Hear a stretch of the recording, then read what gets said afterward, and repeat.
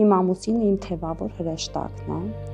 եթե ինքը ինձ չօգներ, ես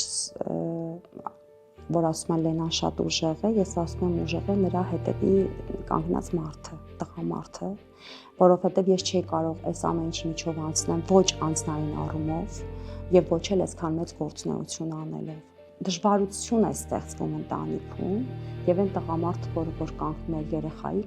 կողքին,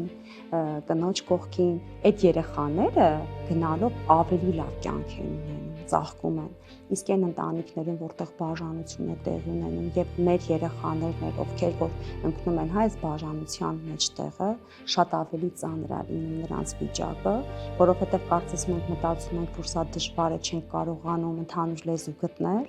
բայց այս դեպքում տուժում են երեխաները եւ այս երեխաներն ավելի շատ են տուժում, որովհետեւ շատ զգացմունքային են եւ էմոցիոնալ են, որովհետեւ պետք է երկու ծնողների աջակցությունը